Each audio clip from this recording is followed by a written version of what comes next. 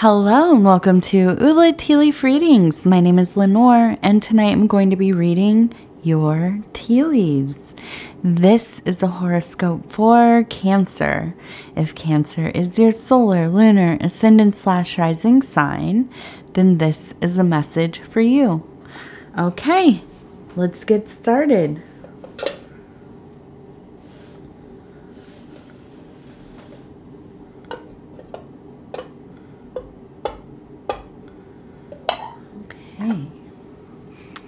Let's see what these tea leaves have to say tonight. All right. So our card is the Eight of Swords, which has to do with interference. There might be a sense of restlessness, kind of an inner disturbance, chaotic thinking, which makes sense with how this how these leaves are kind of spread out. Okay.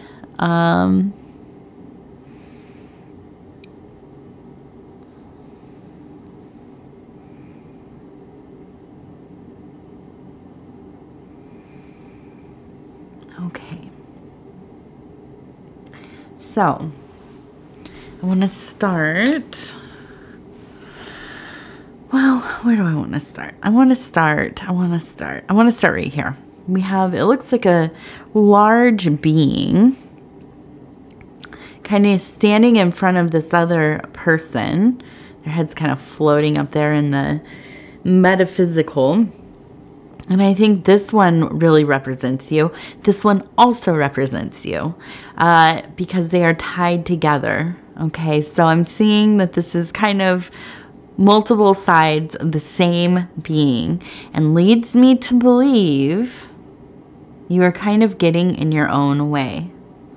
I don't think that this is uncommon for you. I don't think this is uncommon for Cancer people at all.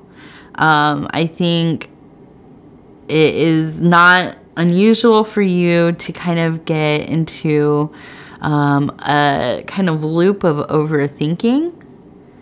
You get stuck on the fine details of things. It is something that probably has delayed your progress in your work, your self-work, quite literally in your physical life with time management. I think that this is something that does happen. I think you're also pretty aware of it. It's not a new thing, but when it kind of pops up, you have to kind of get, I was going to say get out in front of it, but really you have to get out around it, right? Stop getting in your own way. So, you know, how is this affecting kind of the success that you've been having recently? How is this kind of muddling things up? Okay. I'm seeing here we have, it looks like multiple people holding walking sticks. Okay. One is facing this direction. One is facing this direction. And I feel like you just can't really decide on which way you're going. I think that you are in the process of moving along, right? But it's kind of, you're stuck at these crossroads right now. It has been difficult for you to really just make a decision and continue on. So I want to see if there's kind of any, if we're going to have any kind of insight into how to get past this. Now I do see a nice little heart over here. So again, we're in this love place that has not changed. I think this is something that has been kind of really in your psyche lately, in your emotionality lately, having a loving connection, being connected with yourself in a loving way. And so it's nice to see that that is still kind of in your mind. Okay, so we have a little sailboat here, and then we have a dolphin kind of jumping out of water. So I feel like, of course, we're talking about a sword, you know, the swords. And so this is definitely a thing that is going on in the mind, right? Overthinking, thinking about this little detail, trying to get all of the little, you know, all the tools set up the right way, making sure that you procure everything, you know, thinking about how exactly you want to do it, but having a hard time implementing, executing, getting started, really getting started on the thing, right?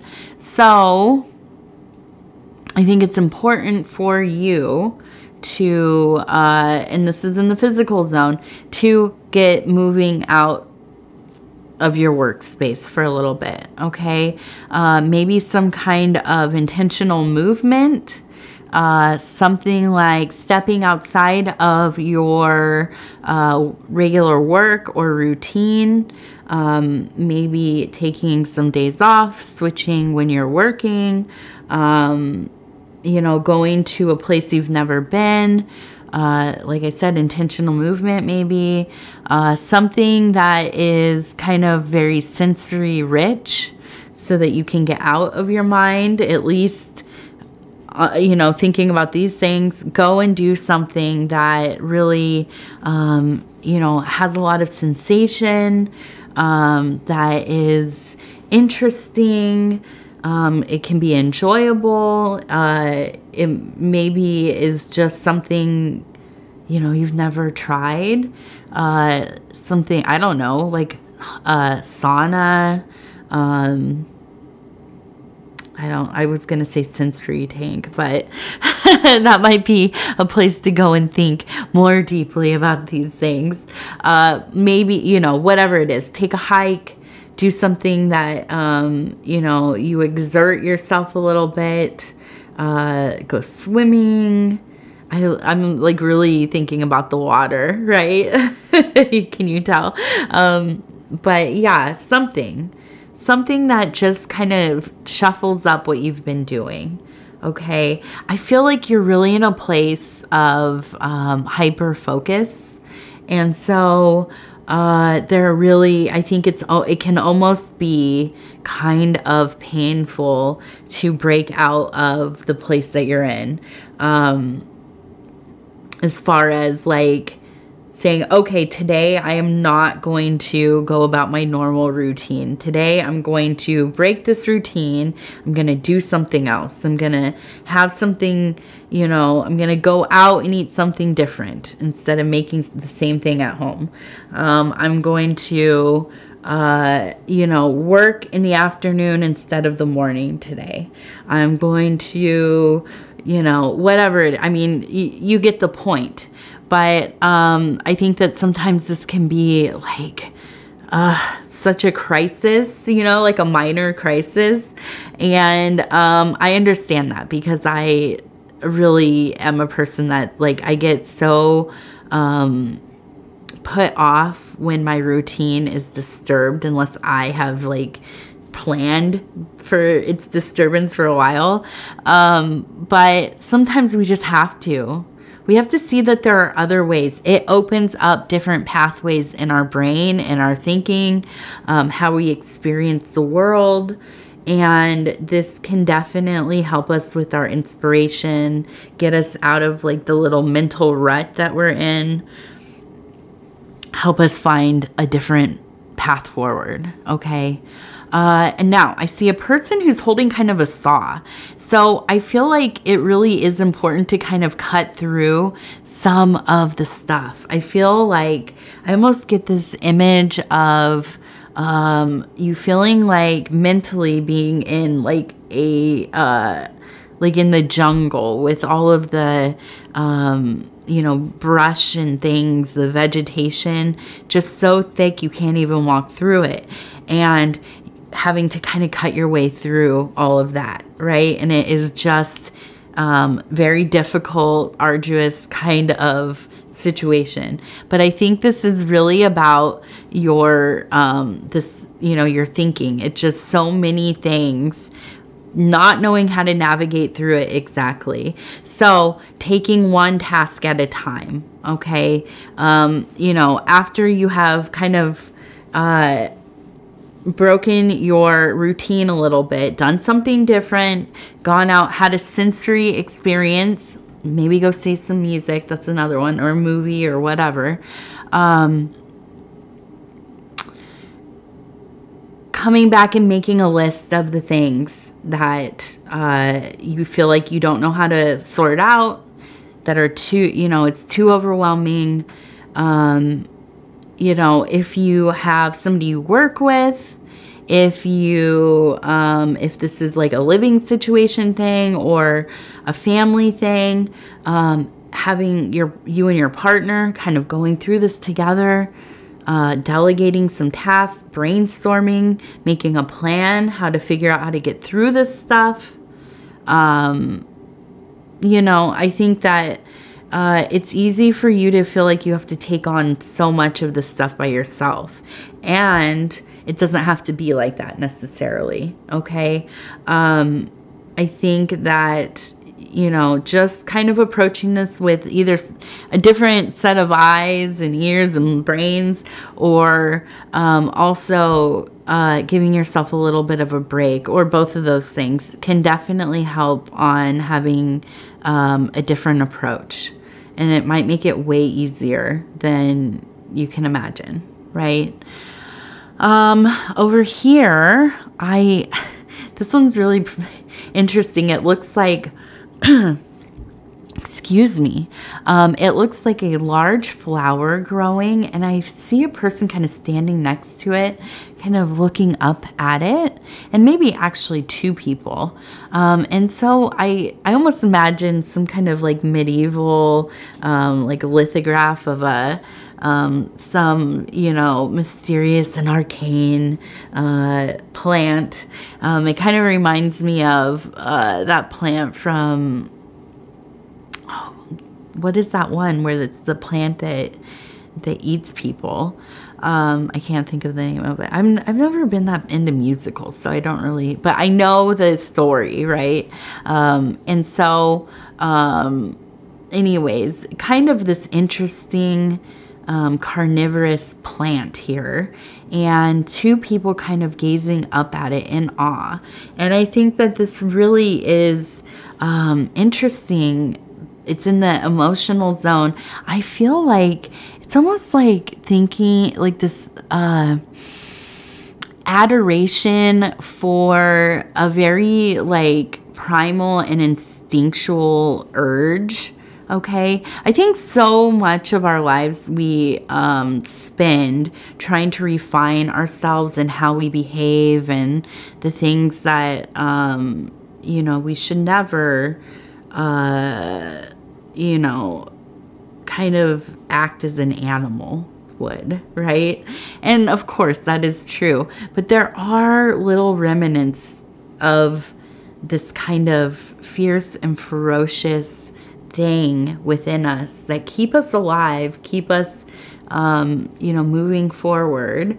We might be a little bit shrewd, a little bit cunning, you know, stealth, all these different kinds of animal tendencies, right?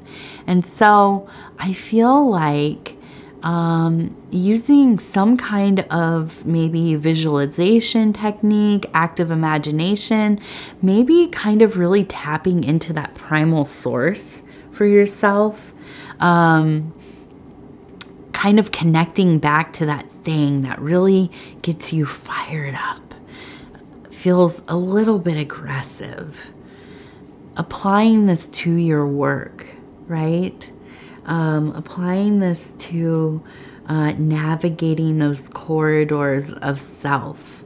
to kind of unlock some of the doorways that will lead to, you know, deeper thinking, the ability to straighten out some of these anxieties, some of that anxiousness, that dread, you know, whatever it is, that kind of gets in there and gets you kind of jumbled up along the way, right?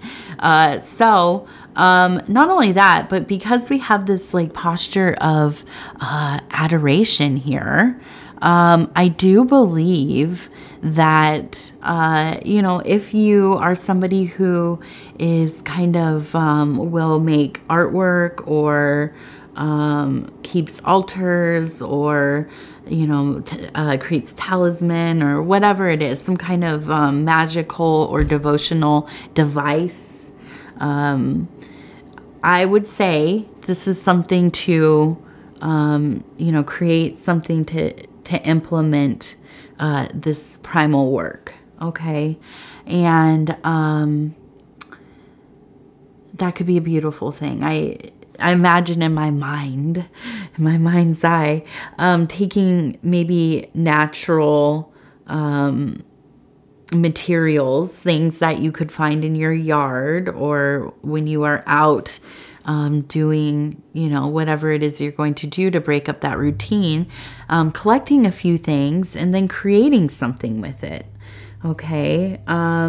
Maybe making some kind of, you know, I don't know, some kind of votive thing or, like I said, a talisman, something to hang in your window, to bring in some of that energy to help it flow through your sacred spaces and so on. Okay, that might be very helpful. And if, you know, you believe this is superstitious, maybe it is, you know, I don't know. But I do think the real value is in the process of ritual, in the contemplative places that we get into while we are going about the tasks of creating. Okay, so what it ends up looking like, if it actually holds any power, that's kind of up to you. Okay, but the real value here, in my opinion, is going through the process. Okay, and examining what exactly are your intentions? Why are these your intentions? Will this be helpful to you? What is unnecessary? And so on. Okay, it is a tool of self-investigation. Okay, so let's look at this one over here. And we will see. We do have a person that looks to be kind of walking here. They look like they're maybe shrouded in something. They're walking this way. It looks like, it looks like they have kind of a thought. So you know, I don't like to really push this idea of intentional movement or exercise or any of that too much, but I do think it's important to, you know, move our bodies to the level of our ability. And that could be anything. I mean, really anything. And so I think that just having some time for yourself to, get out of the rigid state that we find ourselves so often. I can't tell you how many times I find myself on my phone, scrolling through stuff. My shoulders are in a really stressful posture. My jaw is clenched. My hands are clenched. You know, I'm not in a relaxed state at all. I'm doing something that I feel like would be enjoyable. I'm giving a lot of my time to, you know, looking at things, whatever they are. And then I realize, I come back into my body and realize I'm in this very uncomfortable state. My body is telling me that something is not right, and I am not listening to it. So sometimes you have to get up and kind of, or, you know, move around again to the level of your ability, and let some of that stress out of ourselves. Okay. Let it go. Try to stop thinking about anything in particular, or contemplating about something, you know, but trying not to worry about things. You know, although, you know, I find myself a lot of times in my quiet moments, yeah, I'm thinking about how am I gonna, you know, go about the tasks of my day and fit everything in, and what phone calls do I need to make, and appointments and all that, and that's fine. But I think it's so important to also notice where you are, what is going on around you.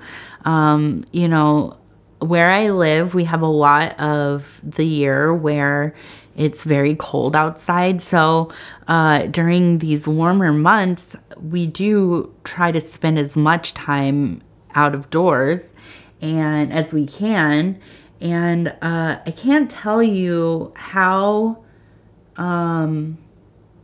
I mean, it's just absolutely invaluable to me and my psyche to be outside, noticing all of the little bugs, noticing all of the little plants, seeing how, you know, the light changes throughout the day, the sun's position.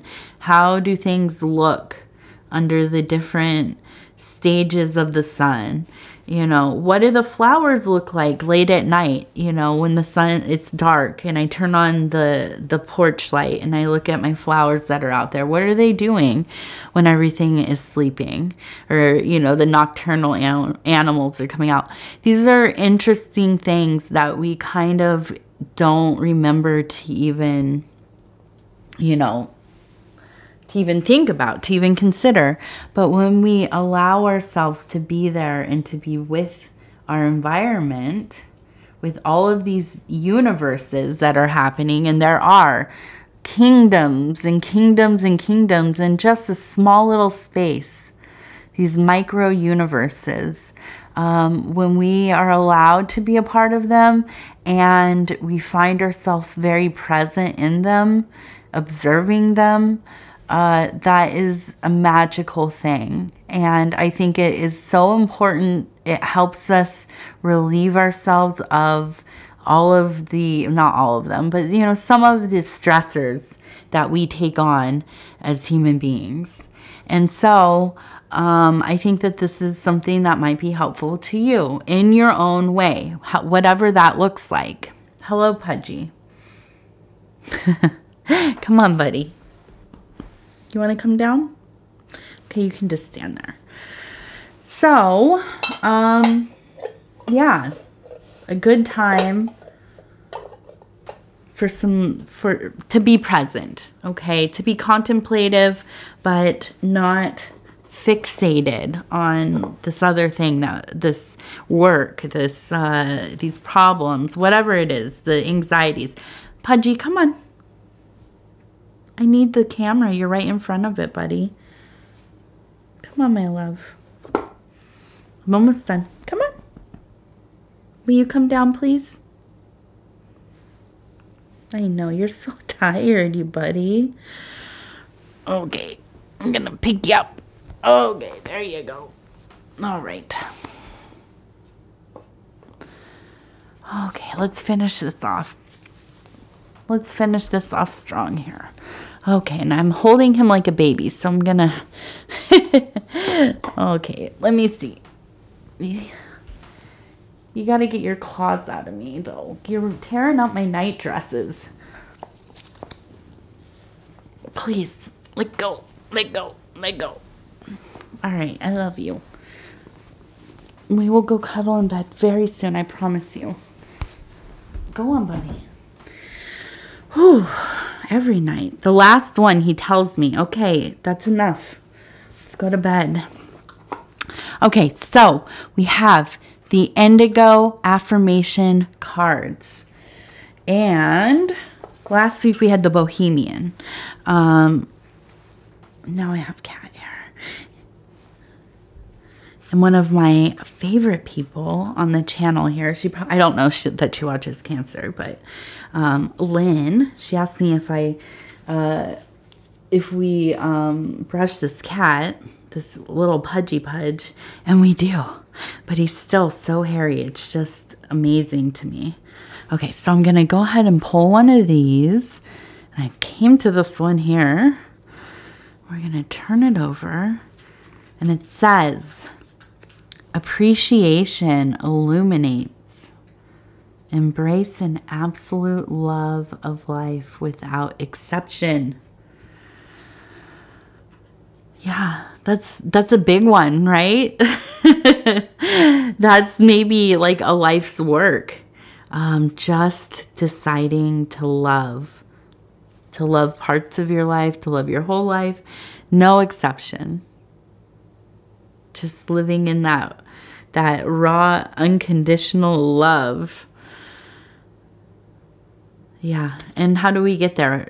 And I think a lot of it has to do with the gratitude, appreciation, you know, lowering your expectations of the world, what you deserve of things. You know, of course, we shouldn't be walked on or taken advantage of, but I think so often we have expectations of life that are just setting ourselves up to hurt our own feelings. And that's really just the reality of it. So if we can get into a posture of that gratitude, that appreciation, as much as we can throughout the day, and intentionally doing so, we set ourselves up for a lot of love, a lot of enjoyment, a lot of just, you know, being there, being in the moment, hanging out, being okay with what's going on, right? I think my big one is really working on not being impatient. And I've used this example in other readings, but when I'm at the grocery store and I'm waiting in line, you know, to pay, and if I let somebody who has less stuff go ahead of me, or it's just taking a little bit longer and everybody's kind of flustered and people are getting, you know, annoyed, I have to get somewhere fast and it's taking too long. Well, for me, I just try to remind myself, like, this is the universe giving me a little break. Can't go anywhere from here, right? You know, I'm got to stand here and wait. I maybe can just, you know, kind of zone out a little bit, you know, just look around. Like, there's a lot of stimuli in a grocery store, you know, kind of people watch, whatever it is. And it is a blessing. And I know that sometimes it can feel like it's not, but if we try to approach it in that way, like, okay, I'm getting forced into a little bit of a break, you know, I think it makes our lives a little bit easier. Just a little bit. Okay, so anyways, I want to thank you so much for spending this time with me, Cancer. If you would be so kind as to like the video, it helps us get into the algorithm. And as we know, the algorithm kind of decides everything. How far this video is going to reach, and you know, how many people are going to be able to see it, and so on. So we like to make the algorithm happy with engagement. That means if you like the video, it makes it happy. If you share the video on other social media platforms, it is happy. If you watch the reading from the beginning to the end, happy. And so if you have not subscribed, please think about doing that. You can hit the little bell. It'll let you know when the next videos are coming out. And if you want to leave a comment, I read every single one of them. I appreciate every single one of them.